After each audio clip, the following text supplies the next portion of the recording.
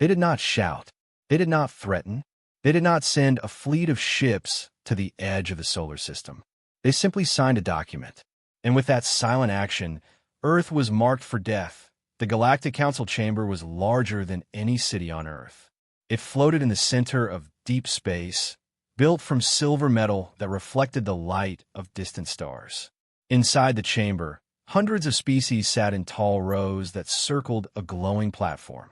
Some were tall and thin with shining eyes. Some were covered in scales. Some did not even breathe air. They had ruled the galaxy for thousands of years. They believed they understood every dangerous species that had ever risen among the stars. But today, a small blue planet rotated slowly in the center of the chamber. Earth, the image looked harmless. White clouds, blue oceans, green land. It looked peaceful, but the report displayed beside it told a different story. Humans had reached space faster than expected. They had colonized their moon. They had built stations around Mars. They had created powerful engines. Their military budget had doubled in only 10 years. Their technology was improving at a speed that frightened older civilizations. The High Speaker of the Council lifted one long hand. The chamber became silent. The species known as humanity has shown patterns of aggression, rapid expansion, and unstable behavior, the speaker said in a calm, cold voice. Historical models predict a 92% chance that they will become a future threat to galactic stability. Large screens lit up around the chamber. Images of human wars appeared.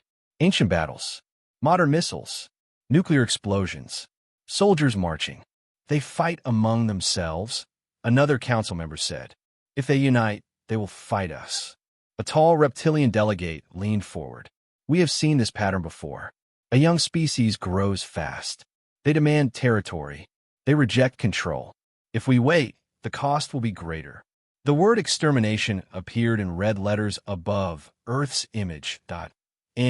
Cheers followed. No anger, only cold logic. The council did not hate humanity. They simply believed in prevention. The High Speaker gave the final statement. For the safety of the galaxy, the council will vote. Small lights appeared in front of each delegate. Green for mercy, red for extermination, point one by one.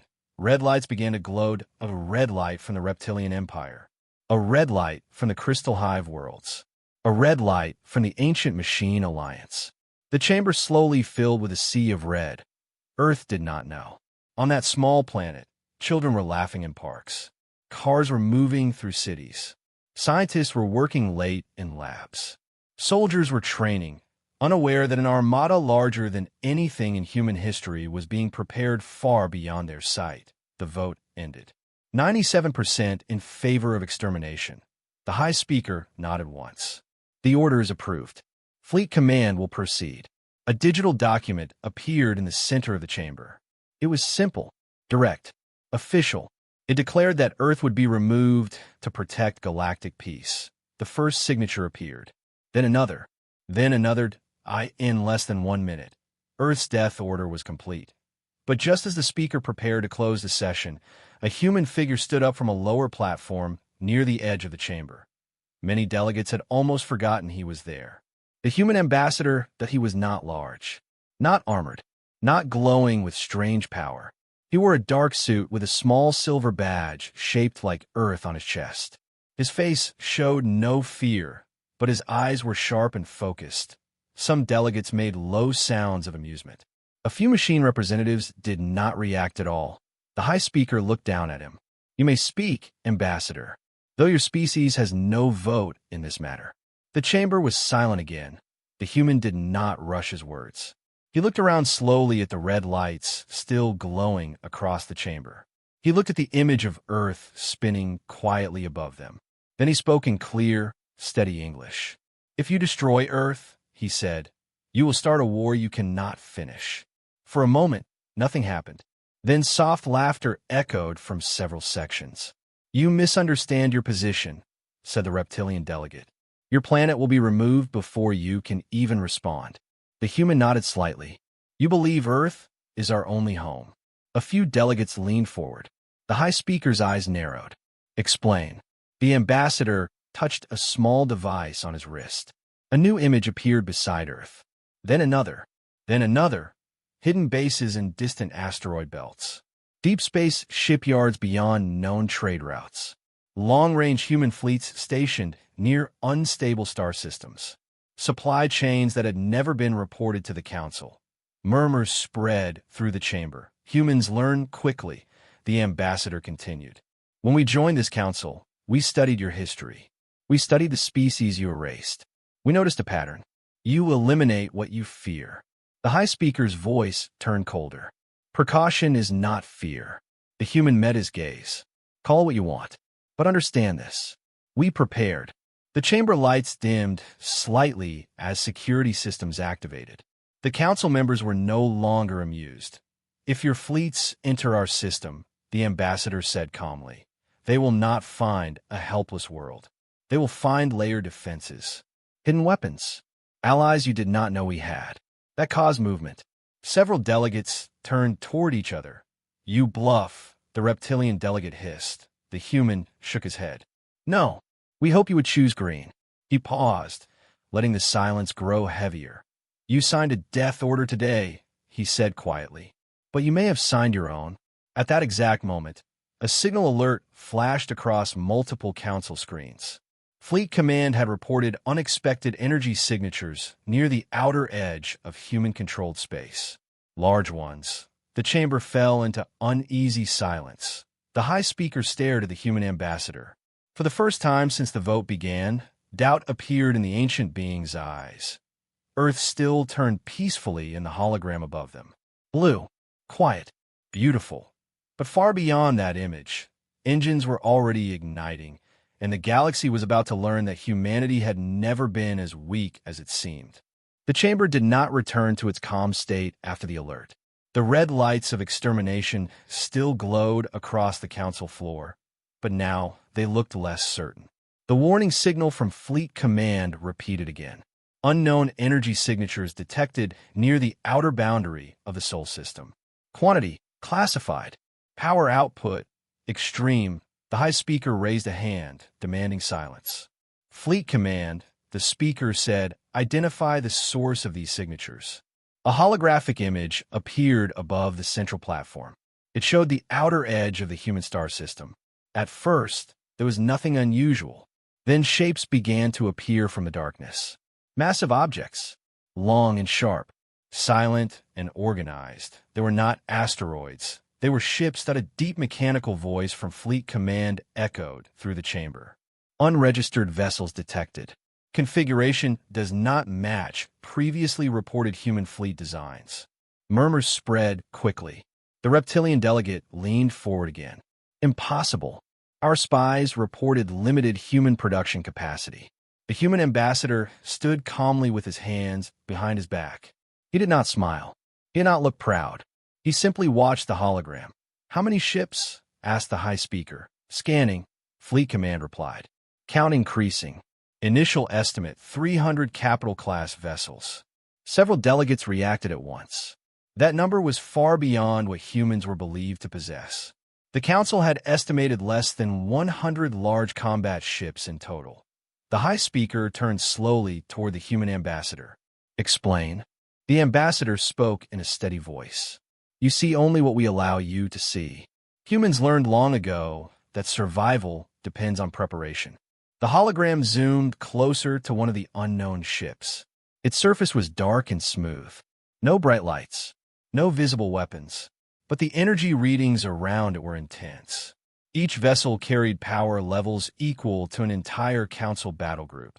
These ships were not built in our main system, the ambassador continued. They were constructed in deep space, beyond standard trade lanes. We built them slowly, quietly, for many years. The reptilian delegate slammed a clawed hand onto its console. You violated Council transparency agreements. The human did not deny it. We protected our species. The High Speaker's voice became sharp. Fleet Command, are these ships moving? A pause followed. Then the answer came. Yes, they are forming defensive positions around the outer planets. Another screen lit up. A second alert appeared. Additional energy spikes detected near multiple human colonies outside the Sol system. Not one hidden fleet. Several. The chamber began to feel smaller. Species that had once ruled entire sectors without fear now whispered in concern. The ambassador stepped slightly forward. You believed Earth was the center of our civilization. It is our birthplace. It is important, but it is not our only home anymore. The High Speaker studied him carefully. You planned for this outcome.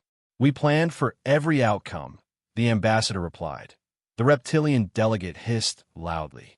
The extermination order stands. Fleet Command, dispatch the Armada immediately. Overwhelm their defenses before they can organize. Fleet Command responded, but this time the tone was less confident. Primary Armada is prepared to enter human space within 1 standard hour. However, updated projections indicate higher than expected resistance. The High Speaker remained silent for a long moment. The Council had faced rebellions before. They had erased aggressive species before. But none had shown this level of preparation. The ambassador touched his wrist device again. A new projection appeared. It showed human shipyards inside massive asteroid belts. Automated factories, drone fleets, resource harvesters, everything hidden behind energy masking fields. We joined the Council to learn, he said, to understand how advanced civilizations survive. We listened to your discussions about risk, about threats, about eliminating problems before they grow. He paused. We realized that one day, you would see us as a problem. The Crystal Hive delegate emitted a sharp sound. You accuse us of fear, yet you prepared for war. The human nodded once. Preparation does not mean we wanted war. We hoped your vote would be different. The High Speaker's gaze shifted toward the glowing red tally above Earth. 97% in favor of extermination. The decision had been nearly unanimous. Fleet Command, the Speaker said slowly. If we proceed with full assault, probability of victory? There was a longer pause this time. Data moved across multiple screens. Simulations calculated possible outcomes. Revised probability of total human elimination. 61%. Fleet Command answered. Projected Council losses. Significant. That number caused visible discomfort across the chamber. The Council was not used to losing fleets. The reptilian delegate spoke again, but with less certainty. 61% is still victory. The ambassador looked directly at the High Speaker. That number assumes we fight alone. A new signal interrupted the chamber before anyone could respond. Long-range scans detected unknown warp signatures approaching the outer human defensive line. But these signatures did not match Council designs. The High Speaker's eyes widened slightly. Identify. Fleet Command processed the data. Signatures match independent species, former Council associates, trade partners of humanity. Several delegates turned toward each other in shock. A small avian species, a mining collective from the Outer Rim, even a minor machine faction. Humanity had not been isolated. They had made quiet friendships. The ambassador spoke softly. We are young, but we are not alone. The chamber was no longer calm. Some delegates began sending urgent private transmissions. Others demanded updated combat models. The High Speaker raised both hands, forcing silence once more. Ambassador, the Speaker said, voice heavy, are you declaring open war against the Galactic Council? The human met the ancient being's eyes without hesitation. No, you declared war the moment you signed that order. He let the words settle over the chamber. We are offering you one final chance. Withdraw the extermination order. Choose green instead of red. The hologram of Earth continued to rotate slowly above them, peaceful and unaware. Around it, hidden fleets now waited. Defensive lines were forming. Human commanders were receiving silent activation codes. The Council had believed they were ending a future threat. Instead, they had awakened a prepared civilization. The High Speaker looked once more at the red vote count. For the first time in centuries, the Council faced uncertainty. Not because humans were the strongest species, not because they were the oldest, but because they had been underestimated. And in space, underestimating humanity was a dangerous mistake. The decision was made in silence. The High Speaker did not change the vote. The red lights remained. The extermination order was still active. Pride would not allow the Council to step back now. Fleet Command, the High Speaker said, voice firm but colder than before, begin the operation. Across the galaxy, engines ignited. The main Council Armada moved as one massive force. Thousands of warships entered warp formation. Their mission was simple: enter the Sol system, overwhelm defenses, remove humanity from existence. On Earth, the sky was calm. Cities were alive with light. News channels talked about politics, weather, and sports. No one knew that death was moving toward them at faster than light speed. But far above the planet, hidden deep in orbit around Saturn, a human command station received the alert. The signal was short and encrypted. Code Black. Confirmed. The Council has chosen Red. Admiral Lena Ortiz stood in the center of the command room. She had expected this day. Every human leader had. She did not look surprised. She only nodded once. Activate Phase 1. Across the solar system, silent structures powered on. Stations that had pretended to be research labs shifted shape. Mining platforms revealed heavy weapon arrays. Civilian satellites changed orbit and formed defense grids. In deep space beyond Pluto, the first human fleet took position. 300 dark warships aligned in perfect formation. They did not send threats. They did not broadcast warnings. They waited. Then space itself twisted. Bright lines tore open the darkness. The Council Armada arrived. Their ships were larger in number. Their armor was thicker. Their weapons had destroyed civilizations before. They spread across the outer system like a storm of metal and light. Fleet Command transmitted the first message.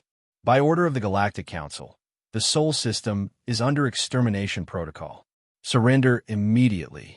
Admiral Ortiz watched the message on her screen. She did not respond. Instead, she said fire. The first human strike was silent. No bright beams. No loud explosions. Invisible pulses of compressed energy shot across space. They struck the front line of the Council fleet before their sensors could react. 0.5 Council ships vanished in seconds. Not damaged. Not broken. Gone. The Council formation paused. Confusion spread through their command network. Unknown weapon detected, their systems reported, but humans have been studying Council technology for years.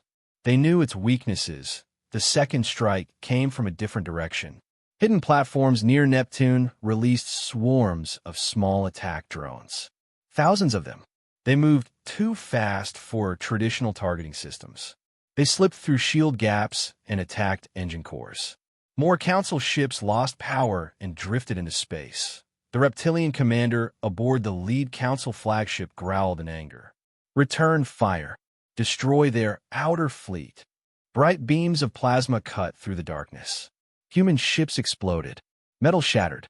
Dozens were lost in the first exchange. But human ships did not retreat. They shifted positions with precise coordination.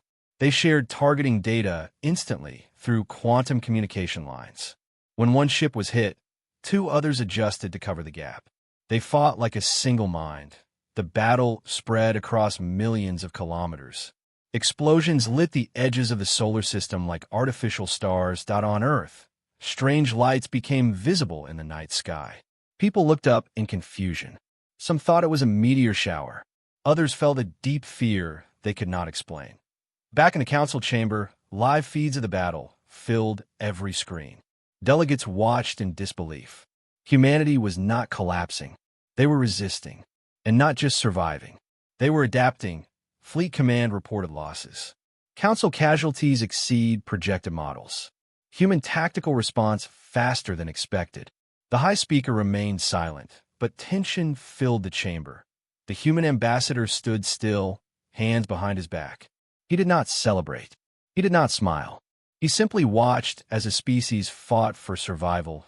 At the edge of the battlefield, something new appeared. Large warp signatures.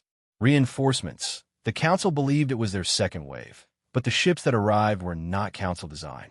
They were the same independent species detected earlier. The avian defense cruisers.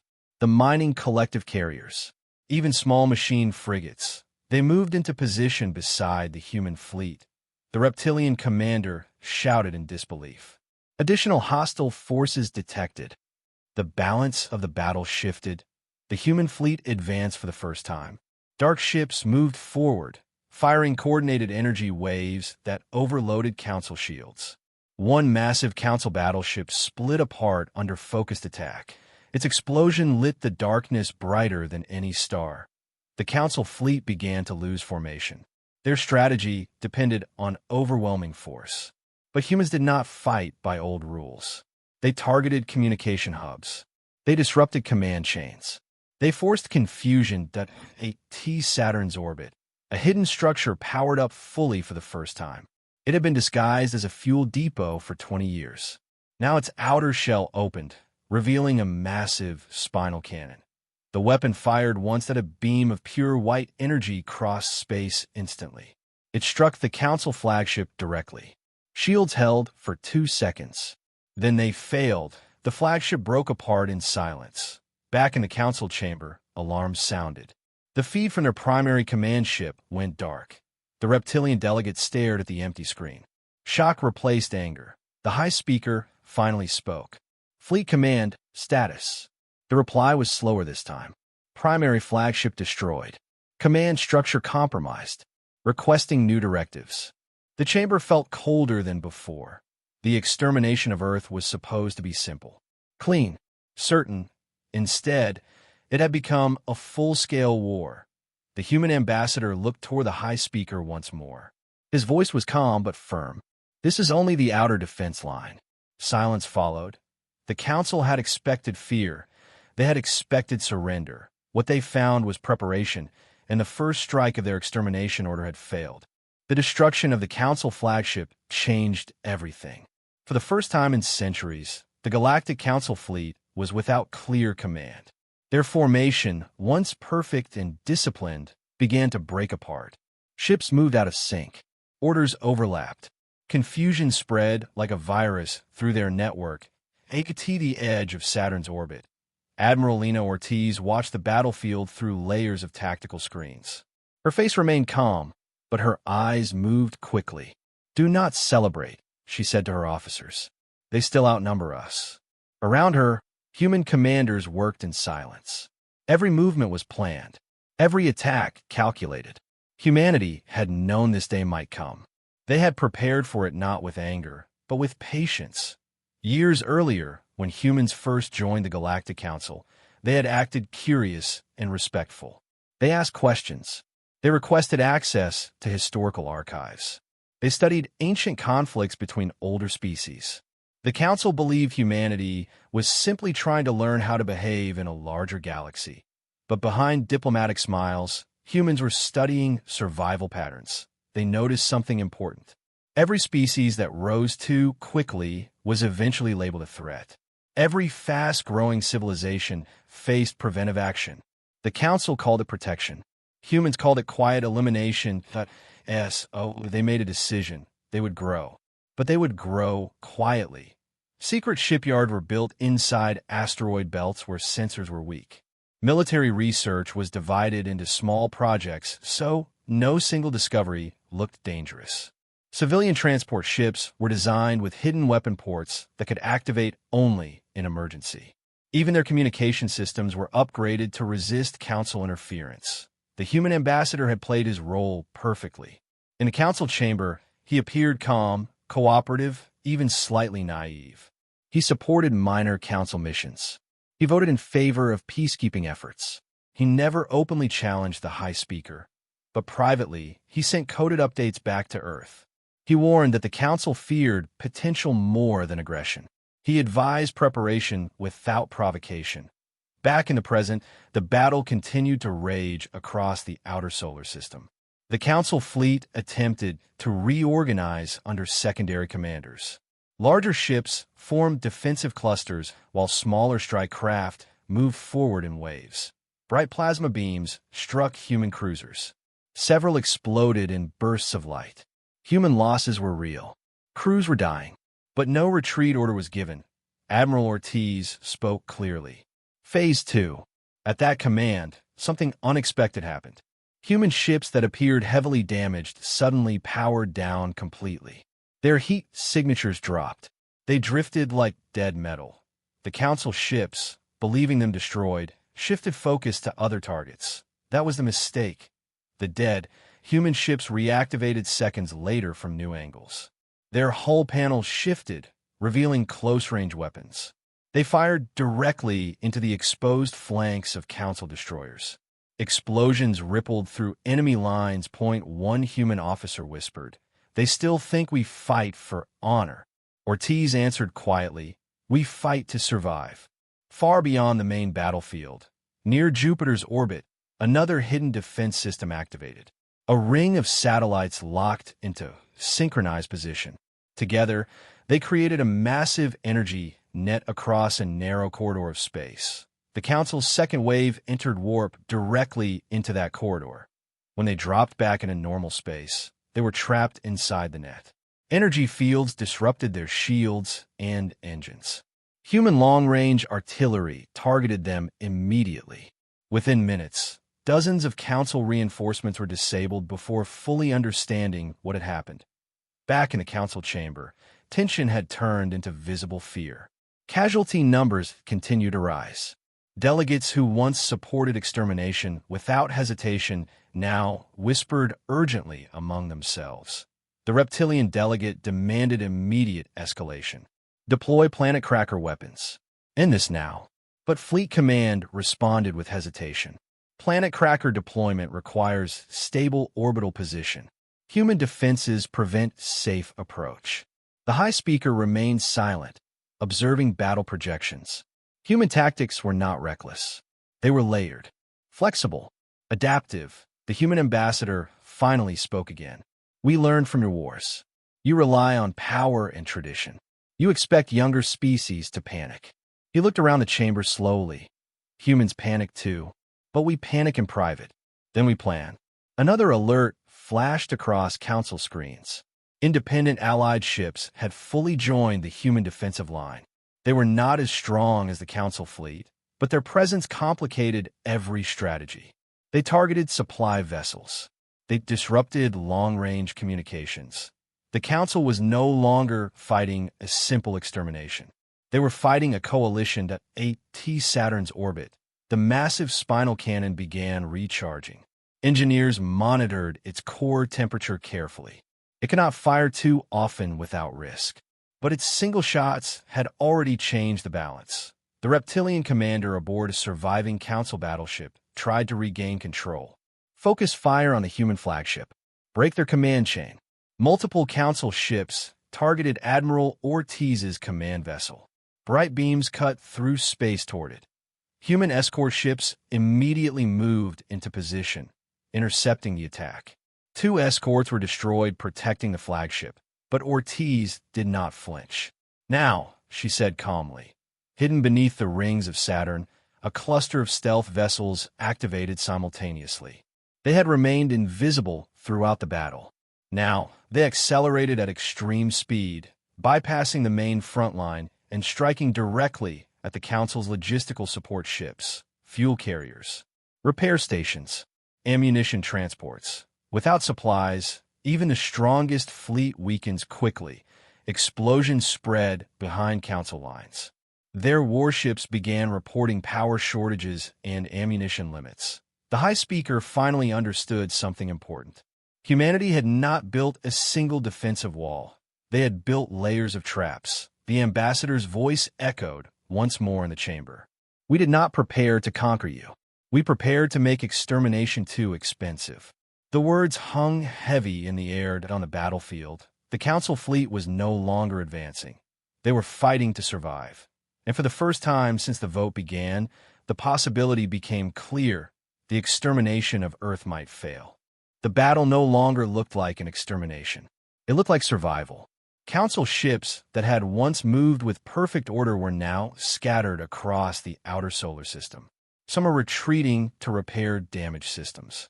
Others were trying to regroup under emergency command signals. Human forces, though smaller in number, were holding their lines with steady discipline. Admiral Lena Ortiz stood quietly as reports continued to arrive. Enemy supply ships destroyed. Warp exit routes disrupted. Drone losses within acceptable range. She nodded once. Maintain pressure. Do not overextend. Human commanders understood something important. This was not about winning quickly. It was about proving a message. The Council fleet attempted a new strategy. Instead of pushing directly toward Earth, they split into smaller groups, trying to break through from multiple angles. Fast attack, cruisers accelerated toward Mars colonies. Heavy destroyers targeted communication satellites around Jupiter. But humans were ready for that too. Defense grids activated around Mars, powered by underground fusion reactors built years ago in secret. Civilian stations revealed hidden shield emitters. Even cargo freighters transformed, unfolding weapon platforms that had been disguised as storage modules. The Council forces began to understand the truth. Humanity had turned their entire system into a fortress. Back in the Galactic Council chamber, the atmosphere had changed completely. There was no laughter now, no calm confidence. The reptilian delegate demanded stronger action, but other members hesitated. Casualty numbers were rising too fast. Fleet Command, the High Speaker asked, voice tight, current probability of successful extermination? There was a long pause before the answer came. Recalculated probability, 42%. A quiet wave of shock moved through the chamber. The number had dropped below half. The human ambassador remained still. He did not interrupt. He allowed the number to speak for itself. In the Sol system, a new phase of battle began. Human engineers activated a project known only as Aegis Protocol. Deep beneath Earth's oceans, massive structures powered on. They sent coordinated energy pulses into orbit, strengthening planetary shields that had never been publicly revealed. From space, Earth now glowed faintly with protective light. The Council launched their heaviest assault yet. Dozens of battleships focused fire on the planetary shield. Bright beams collided against the invisible barrier, creating massive waves of light visible from Earth's surface. People across the world watched the sky burn with fear and confusion. News channels finally began reporting the truth. Unknown hostile fleet detected. Global defense systems activated. Panic started to spread in cities, but human leaders remained calm. They had prepared emergency plans long ago. Underground shelters opened. Military forces moved into position without chaos. Humans had feared this day. But they had accepted in space. The Council fleet concentrated their remaining strength for one massive push. If they could break the shield, they believed human morale would collapse. Admiral Ortiz saw the formation shift. "They are desperate," she said quietly. "Good."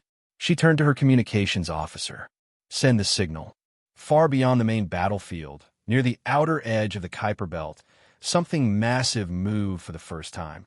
It had been hidden inside a field of drifting ice and rock for decades. It was not a ship. It was not a station. It was a weapon that a long cylindrical structure slowly rotated into alignment. Its surface shimmered as layers of camouflage faded. Inside, an energy core began to charge. This was humanity's final secret. A long-range kinetic accelerator capable of firing solid projectiles at near-light speed. The Council fleet did not detect it until it was too late. The weapon fired once. There was no bright beam, no warning flash, only a silent line of force crossing millions of kilometers in a fraction of a second. The projectile struck a cluster of Council battleships at the center of their formation. The impact was beyond shields, beyond armor. 5 battleships were destroyed instantly. The shockwave disrupted nearby ships, sending them spinning out of control. Back in the Council chamber, multiple feeds went dark again. The High Speaker's posture changed. This was no longer a simple military engagement. It was a disaster. The reptilian delegate finally stopped shouting. Even he understood now. "They planned for our every move," he whispered. The human ambassador spoke softly. "Not every move. Only the one we feared most." In the Sol system, Council commanders began sending retreat signals. Not a full withdrawal yet, but a strategic reposition. They needed time. They needed to rethink, but humans did not chase recklessly. Admiral Ortiz raised her hand. Hold formation. Let them pull back. Some younger officers looked surprised. Admiral, we can push them out completely. She shook her head. If we corner them, they will use planet crackers. We give them space. We give them doubt. Human strategy was not about total destruction. It was about control. AS Council ships moved towards safer distances. Allied independent species ships tightened defensive circles around human assets. Communication channels between allies remained strong. Trust had been built long before this battle. The High Speaker finally turned fully toward the human ambassador. The ancient being's voice was no longer cold. It carried something new. Concern. You said we would start a war we could not finish, the speaker said slowly. Are you saying this is only the beginning? The ambassador met the speaker's gaze without fear. That depends on your next decision. The chamber was silent again, but this time the silence was heavy with uncertainty. The extermination order still glowed in red above Earth's image. But now, for the first time, it looked like a mistake. And across the galaxy, every watching civilization understood one truth clearly. Humanity was not prey. They were prepared, and they were not going quietly.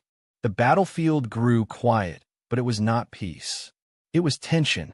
Council ships had pulled back beyond the orbit of Neptune. Human fleets held their positions, weapons ready but silent. The stars between them felt heavier than before. Both sides were watching. Both sides were calculating. Back in the Galactic Council chamber, the red extermination order still glowed above the hologram of Earth. But now it looked less powerful, less certain. Delegates whispered among themselves. Some demanded full retreat. Others demanded total escalation. The unity that once defined the Council was beginning to crack. The High Speaker finally broke the silence. Fleet Command, report. The response came slower than usual. Total losses exceed projected models by 30%. Supply lines compromised. Secondary command network unstable. Recommend strategic withdrawal or diplomatic reassessment. The word diplomatic echoed through the chamber like something forbidden. The reptilian delegate stood abruptly.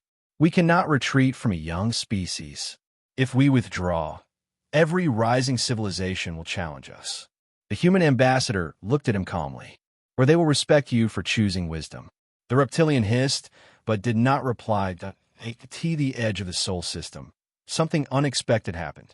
A damaged Council cruiser drifted between the two fleets. Its engines were offline. Its weapons systems destroyed. Escape pods launched slowly from its hull. Human sensors detected the pods immediately. Admiral Lena Ortiz watched the feed carefully. Hold fire. She ordered. One of her officers looked surprised. Admiral, that cruiser participated in the assault on Earth. I know, she replied quietly. Recover the escape pods.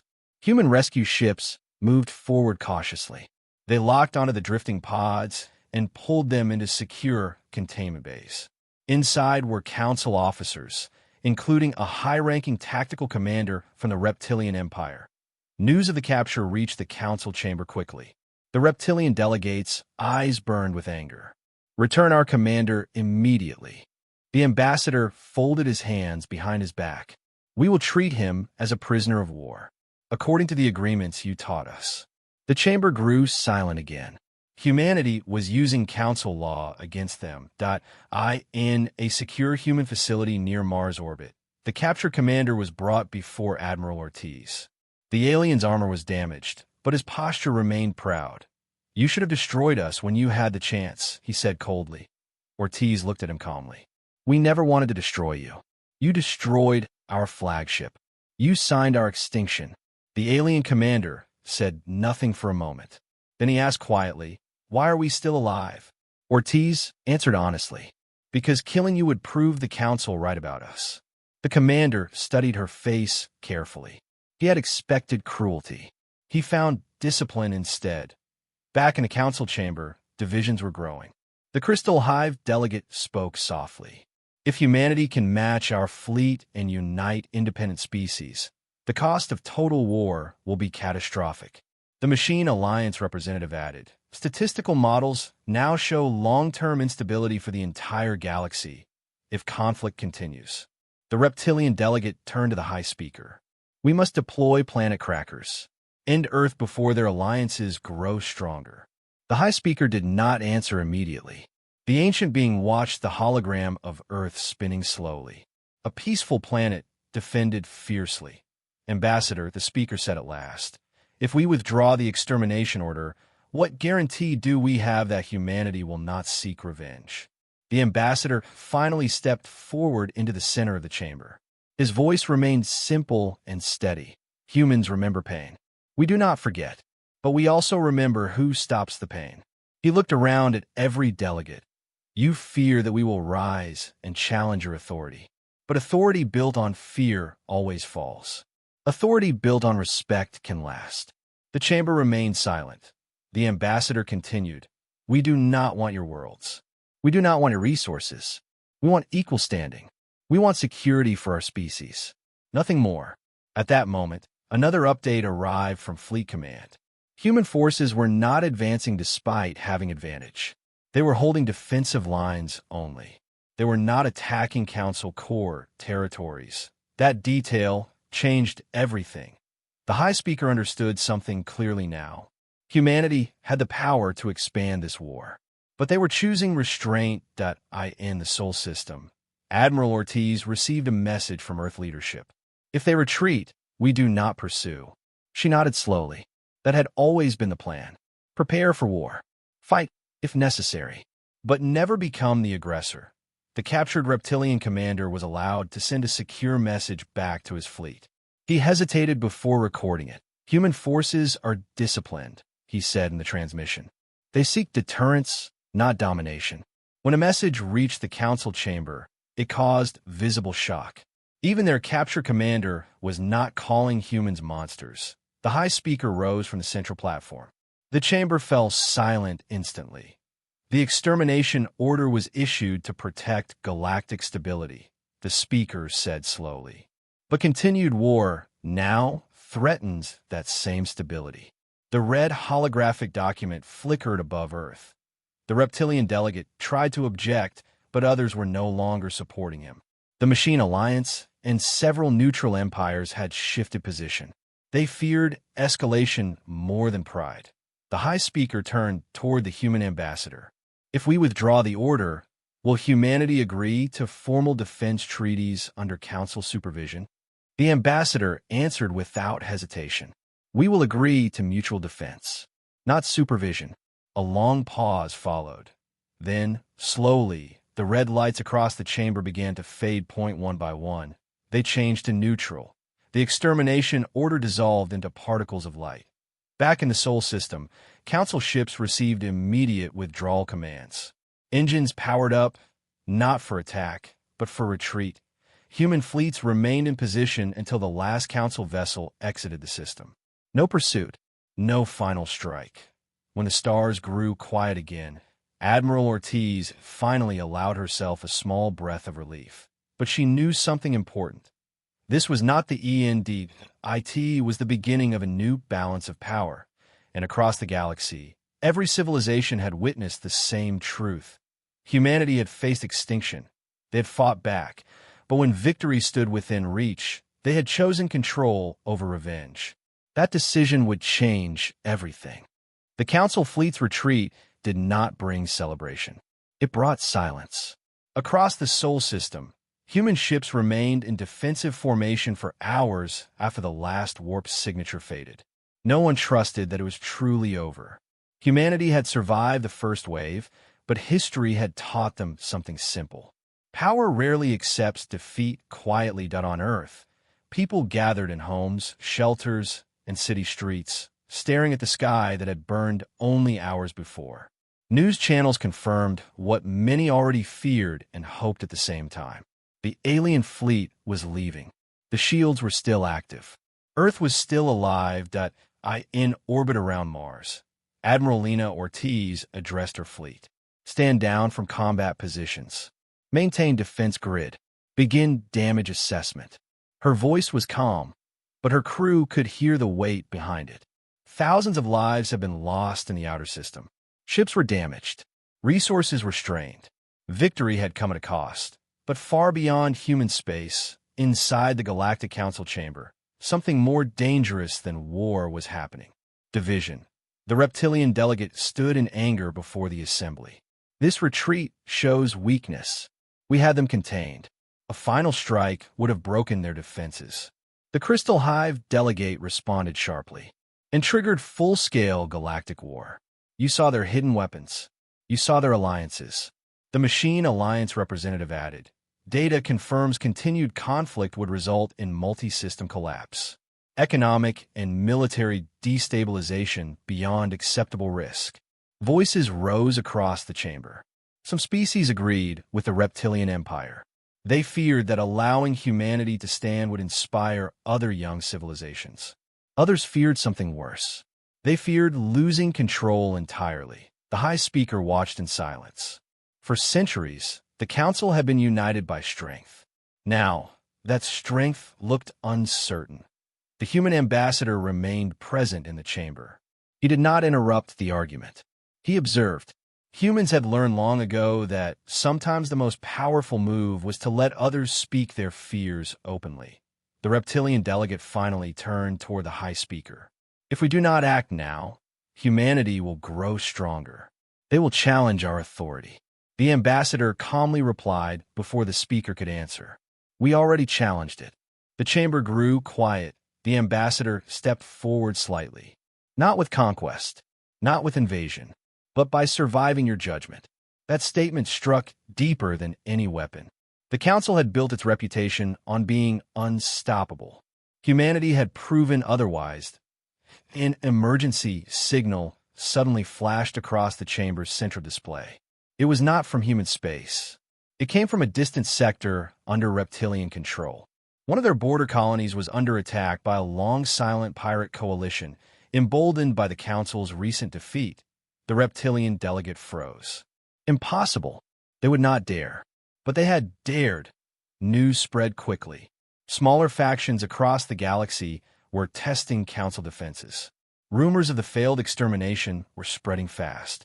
The image of absolute power had cracked. The High Speaker understood the truth immediately. The real danger was not humanity. It was instability that if the Council appeared weak, the galaxy would descend into chaos. The speaker turned toward the human ambassador. You see what your resistance has caused. The ambassador answered simply, no, this was always coming. We only revealed the truth. In the Sol system, human long-range sensors also detected rising tensions in nearby sectors. Independent species were strengthening defenses. Some were requesting human diplomatic contact. Humanity was no longer seen as a small newcomer. They were now viewed as a balancing force. Admiral Ortiz received a secure transmission from Earth leadership. Prepare diplomatic envoys. We must shape what comes next. She nodded. War had proven their strength. Now diplomacy would test their wisdom. Back in the council chamber, chaos continued. Several delegates proposed removing the reptilian empire from primary military leadership. Others suggested restructuring the council entirely. The High Speaker finally raised both hands. The chamber fell silent. The council's authority was built to prevent destruction. The speaker said slowly, if our actions create more destruction, then reform is required. The reptilian delegates stared in disbelief. You would weaken us further? No, the speaker replied. We will strengthen stability. The speaker turned to the human ambassador. Humanity will be offered a permanent seat with equal authority. Gasps spread across the chamber. Equal authority had never been granted to a species so young. The ambassador did not show surprise. But inside, he understood how historic this moment was. We accept, he said calmly. On one condition. The speaker narrowed ancient eyes. Stated, no extermination orders without unanimous vote. Ever again. Silence filled the chamber once more. That rule would remove the council's greatest weapon of control, but it would also prevent future secret eliminations. The Machine Alliance representative processed quickly. Logical. Reduces internal instability. The Crystal Hive agreed. The reptilian delegate objected, but their voice was no longer dominant. The High Speaker considered the proposal carefully, then slowly nodded. Agreed. In that moment, the structure of galactic power shifted. not through conquest, not through annihilation, but through resistance and restraint that in the Sol system. Admiral Ortiz received confirmation. The extermination order was permanently removed. Humanity was now recognized as equal within the Council. She allowed herself a rare small smile. But she also knew this was not simple victory. The galaxy was entering a new era, one where humanity would be watched more closely than ever. And far away, in unstable outer sectors, some powerful forces were not happy with this new balance. Pirate coalitions, rogue empires, extremist factions who believed the Council had grown weak. The war with the Council had ended, but something larger was beginning. Humanity had survived extinction. They had forced reform. They had changed the rules of power. Now they would have to defend the new order they helped create, and the galaxy was watching. The galaxy did not return to normal after the war. It changed. News of the failed extermination spread faster than any fleet. For the first time in recorded history, a young species had stood against the Galactic Council and survived. Not only survived, but forced reform in the Sol system. Repairs continued day and night. Damaged ships were pulled into orbital docks. Engineers worked in silence, welding metal, replacing reactors, rebuilding what had been broken. Memorial services were held across Earth, Mars, and the outer colonies. Names of fallen soldiers were read slowly, one by one. Humanity had won, but the cost was remembered. Admiral Lena Ortiz stood at one of those memorials on Earth. She looked at the sky, now peaceful again. No burning lights, no enemy fleets, just stars. But she knew those stars held new challenges. War had proven humanity's strength. Peace would test their character. Back in deep space, the Galactic Council chamber looked different. The Red Extermination Protocol system had been removed entirely. In its place stood a new pillar of light, symbolizing unified defense rather than punishment. The High Speaker opened the first session of the Reformed Council. Today, the Speaker said, voice steady, we begin a new era. Power will no longer be measured by fear alone. Seated among the ancient empires was the human ambassador, no longer standing at the edge of the chamber, no longer ignored. Humanity now held a central position with equal authority. Some delegates still watched him with suspicion, others with respect, but none with dismissal. The first challenge came quickly. Reports arrived from unstable border sectors. Pirate coalitions were attacking trade routes. Small rogue warlords were testing Council response times. They believed the Council had grown weak after the Sol conflict. The reptilian delegate, quieter now but still proud, spoke carefully. We must respond with strength. The human ambassador nodded. Yes, but together. Joint fleets were organized for the first time under the new structure. Human ships flew beside former Council warships. Shared command codes were established. Intelligence networks merged in one distant sector near a dying red star. A large pirate stronghold was detected. They had taken advantage of the Council's distraction and grown bold. Instead of sending a single Empire's fleet, a unified task force moved in. Human stealth ships disabled the pirates' sensor arrays. Machine Alliance vessels blocked escape routes. Crystal Hive ships created shield barriers to protect civilian convoys. Reptilian heavy cruisers delivered overwhelming firepower when resistance began.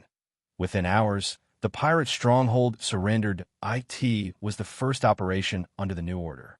And it worked. News of the coordinated response spread quickly. The message was clear. The Council was not weak. It was united, and humanity was part of that unity. Back in the Sol system, Earth leadership held a global address. The Secretary General spoke in simple words broadcast across every screen. We defended our home. We defended our right to exist. But we did not choose revenge. We chose responsibility. Crowds listened in silence. Humanity understood something important now. They were no longer small. Their actions shaped the galaxy. The High Speaker later requested a private conversation with the human ambassador. They stood alone near the chamber's central hologram, where Earth rotated peacefully. You changed the course of our history, the speaker said slowly. We defended ourselves, the ambassador replied. You could have pursued us after our retreat. You had the advantage. The ambassador nodded slightly. Victory without restraint becomes tyranny. The speaker studied him carefully. And if one day humanity becomes the strongest power in this galaxy? The ambassador looked at the hologram of Earth. Blue oceans, white clouds, fragile and beautiful. Then we must remember this moment, he said. The day we were nearly erased. Time passed. Months turned into years. Trade between human space and other civilizations expanded. Technology was shared carefully. Joint research projects explored new energy systems and faster travel methods. Human colonies grew, but not through conquest. They negotiated agreements. They respected borders. They built alliances based on trust, not fear. Still, humanity never dismantled their defenses. Hidden shipyards remained active. The great weapon in the Kuiper Belt stayed operational. Lessons learned were never forgotten. Admiral Ortiz eventually retired, but her strategies were studied across military academies, both human and alien. Her doctrine became simple and famous: prepare quietly. Strike only when necessary. Control the outcome to the Galactic Council. The rule requiring unanimous agreement for extermination remained untouched. No species would face silent judgment again.